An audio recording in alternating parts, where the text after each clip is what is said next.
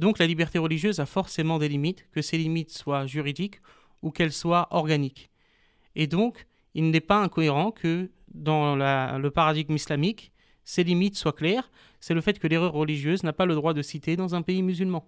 Donc il est tout à fait cohérent pour une société musulmane qui vit selon les principes islamiques de dire que l'erreur n'a pas de droit de citer dans cette société, puisque l'État musulman, en plus de protéger les gens dans leur intégrité physique, les protège également dans leur intégrité spirituelle. Et cela, un moderniste ne pourra pas le comprendre, mais un catholique traditionnaliste, par exemple, pourra plus facilement le comprendre, puisque ça a été la vision du catholicisme jusqu'à Vatican II, jusqu'à Dignitatis Humanae.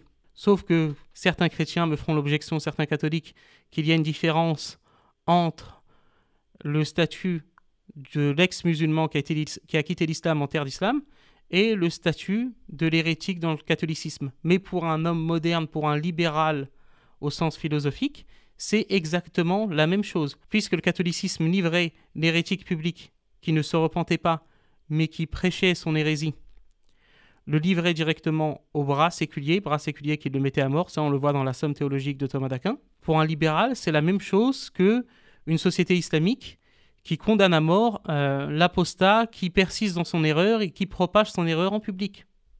C'est exactement la même chose. De surcroît, Thomas d'Aquin semble parler dans la Somme théologique de la question de l'apostasie, lorsqu'il dit que faire un vœu est laissé à la volonté, mais que le fait de tenir ce vœu est une obligation. Et que, au final, celui qui a accepté le catholicisme, on doit l'obliger à rester catholique. Et cette vision de Thomas d'Aquin semble avoir été comprise bien avant et bien après par les catholiques, puisqu'on voit dans ce livre sur Saint Louis, la prunelle de ses yeux, qui parle des musulmans convertis au catholicisme sous le règne de Saint Louis, que Saint Louis a ramené du monde musulman, a ramené en France. On voit que la peine de mort pour les apostats était appliquée. L'auteur, donc, qui est un universitaire américain, dit la chose suivante. « Peut-être aussi les convertis venus d'outre-mer furent-ils en France contraints à l'inertie par la peur. Ils connaissaient fort bien le prix à payer s'ils ne s'assimilaient pas de manière visible. Il était d'autant moins question pour eux de déclarer ouvertement leur désir d'apostasier la foi chrétienne, quand bien même c'eût été leur intime aspiration.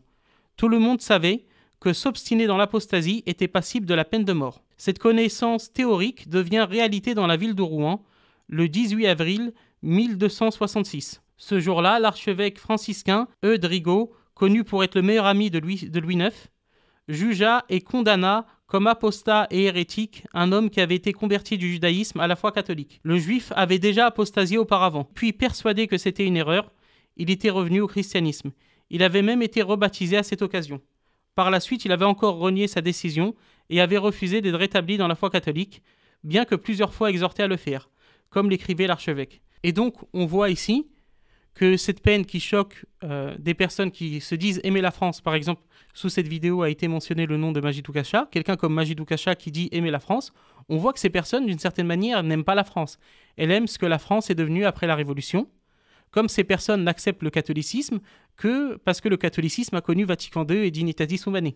Donc lorsque je cite cet exemple de peine de mort pour l'apostat, pour celui qui quitte le catholicisme dans le royaume de France, cela choquerait bien entendu beaucoup les ex-musulmans qui disent aimer la France. Mais dans les faits, ils aiment ce qu'est devenue la France après la Révolution.